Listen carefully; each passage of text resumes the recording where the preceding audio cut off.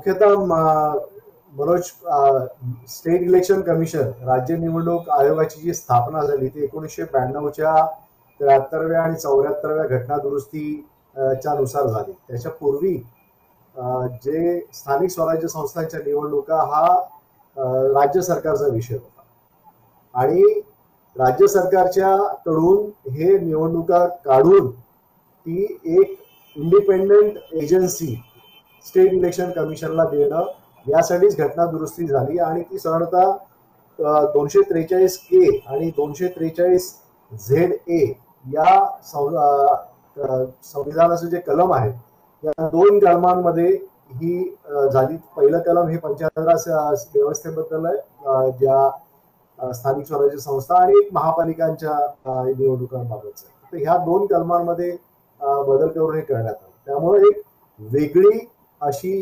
स्वतंत्र यंत्रणा इथे निर्माण केली आणि त्यांना अधिकार दिले की मतदार याद्या तयार करण्याचे आणि निवडणुका घेण्याचे.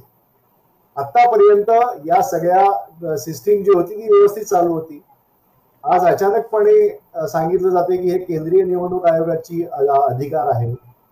केंद्रीय निवडणूक आयोगाचा अधिकार असेल तर बरोबर आहे, पण मग केंद्रीय निवडणूक आयोगाचा अधिकार असेल तर मग चोक्कलिंगमच पूर्ण हँडल का करत नाही? इथे स्वतंत्र एक IAS ऑफिसर, रिटायर्ड IAS ऑफिसरला का तिथे बसवलं जातंय जो प्रिन्सिपल सेक्रेटरी लेवलचा आहे? त्याच्या हाताखाली दुसरं एक कोणतरी ज्युनियर ऑफिसर आणून बसवता आलं असतं ना तिथे. सरकार म्हणजे जनतेचे मग पैसे वाचले असते की IAS ऑफिसरला पोसा म्हणजे त्याचे पूर्ण भत्ते आणि ते सगळा प्रकार येतो. त्यामुळं हा जो आहे हा एक प्रकारचा वेळकाढूपणा याच्यामध्ये आणि मूळ मुद्द्याला बदल देण्याचा प्रयत्न आहे असं मला वाटतं. कारण या सगळ्या प्रोसेसमध्ये सँक्टिटी ऑफ इलेक्टोरल रोल्स हा मुद्दा आहे आणि हा लोकशाहीशी संबंधित आहे, लोकशाही मजबूत होण्याशी संबंधित आहे.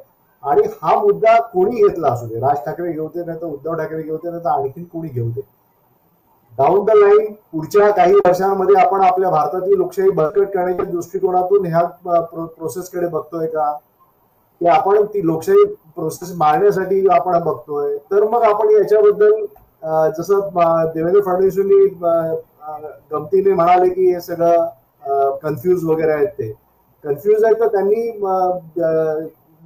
यायला पाहिजे होतं या सगळ्या नेत्यांबरोबर. ते स्वतः खूपच हुशार राजकीय नेते आहेत, ते जर आले असते तर त्यांनी कन्फ्युजन सगळ्यांचं दूर केलं असतं, कारण त्यांना आमंत्रण दिलं होतं बीजेपीला.